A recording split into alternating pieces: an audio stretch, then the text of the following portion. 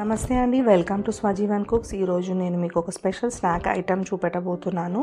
ముందుగా ఒక బౌల్ తీసుకొని అందులో ఒక కప్ మైదా పిండి వేసుకోవాలి.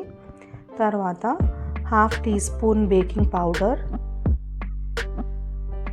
చిటికెడు baking soda, half teaspoon sugar,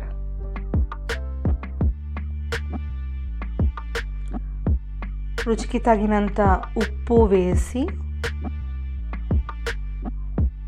next ఇందులో 2 to 3 టీ స్పూన్స్ పెరుగు వేసి వీటన్నిటిని బాగా కలిపి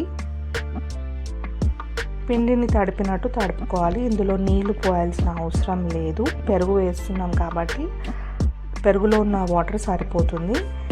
ఇప్పుడు ఇది పిండి ముద్దలాగా చేసుకొని మనము దీని మీద ఇంకొక గిన్నె బోర్లిచ్చి పెట్టుకోవాలి.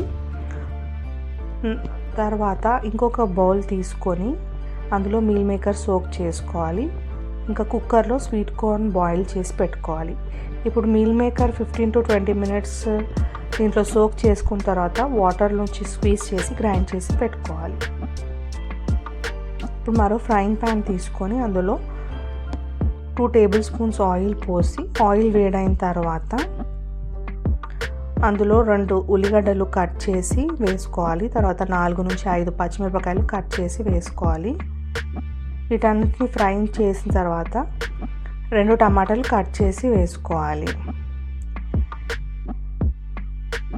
కాస్త ఫ్రై అయిన తర్వాత ఇప్పుడు ఇందులో పావు టీ స్పూన్ పసుపు, half teaspoon ginger garlic paste,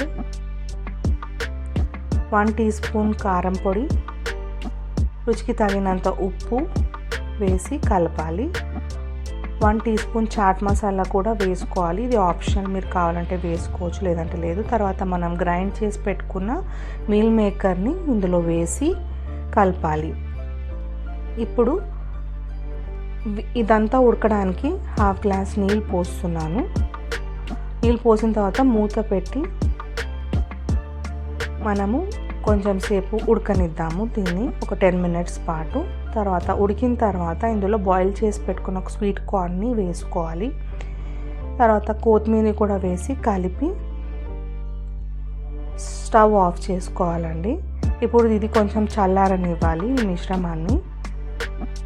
మనం పిండి తడిపి పెట్టుకున్నాం కదా, ఇప్పుడు ముద్దలుగా చేసుకొని దాన్ని చపాతీని బెలాయించినట్టు బెలాయించుకోవాలి.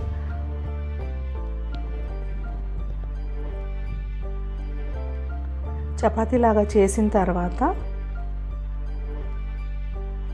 మధ్యలో ఒక హాఫ్ కట్ చేసుకోవాలండి. ఇట్లా నేను చూపిస్తున్నట్టు చేసుకొని నీళ్ళు తీసుకొని చపాతీ చుట్టూ రౌండ్గా నీళ్ళు అద్దుకోవాలి. తర్వాత ఇందులో మనం చేసుకున్న కర్రీ ఉంది కదండి, అది వేసి 2 సైడ్స్ పెట్టుకోవాలి. తర్వాత ఫస్ట్ సైడ్ని సెకండ్ సైడ్కి ఫోల్డ్ చేసి కొంచెం ప్రెస్ చేయాలి. ఇప్పుడు ఈ సెకండ్ సైడ్ని థర్డ్ సైడ్కి ఫోల్డ్ చేయాలి. ఇప్పుడు ఆ 4th పార్ట్ మిగిలింది కదండి, దాంట్లో కర్రీ వేసి ఈ థర్డ్ సైడ్ని 4th సైడ్కి ఫోల్డ్ చేసి ప్రెస్ చేసుకోవాలి.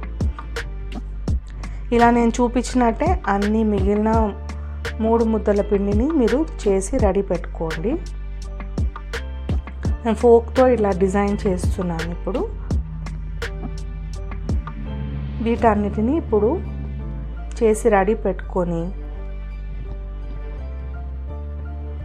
ఒక ఫ్రైయింగ్ ప్యాన్ తీసుకొని అందులో 1 టీ స్పూన్ నెయ్యి వేసి నెయ్యి అంతటినీ స్ప్రెడ్ చేసుకున్నాను. నెయ్యి స్ప్రెడ్ చేసిన తర్వాత నేను చేసిన ఈ స్నాక్ ఐటమ్ని ఒకటి ఇందులో వేస్తున్నాను ఫ్రై చేసుకోవడానికి. ఇప్పుడు మూత పెట్టి ఒక 10 మినిట్స్ లేదా 15 మినిట్స్ అయిన తర్వాత వేరే సైడ్కి తిప్పుతున్నాను. వీటన్నిటిని తిప్పిన తర్వాత మరో 10 నిమిషాలు మూత పెట్టి మరోవైపు ఇలానే గోల్డెన్ బ్రౌన్ కలర్ వచ్చేంత వరకు మనము మూత పెట్టి ఉడకనివ్వాలి. దీనిలో ఆయిల్ ఎక్కువ పట్టదు, లేదా నేను డీప్ ఫ్రై చేయట్లేదండి, ఎందుకంటే హెల్త్ కాన్షియస్ మనం చూసుకోవాలి కాబట్టి. జస్ట్ గీ గుడ్ కొలెస్ట్రాల్ కాబట్టి నేను ఇలా చేస్తున్నాను. ఇది చాలా టేస్టీగా ఉంటుంది, ఇంకా హెల్తీ కూడా. మీరు తప్పకుండా ట్రై చేసి చూడండి. ఇప్పుడు ఒక సర్వింగ్ ప్లేట్లోకి నేను వీటిని తీసుకున్నాను. ఎంతో టేస్టీగా ఉండే ఈ స్నాక్ ఐటెంని మీరు తప్పక ట్రై చేసి చూడండి. మీకు మా రెసిపీ నచ్చినట్లయితే లైక్ చేయండి, షేర్ చేయండి, మా ఛానల్ని సబ్స్క్రైబ్ చేయడం మర్చిపోకండి. Thanks for watching.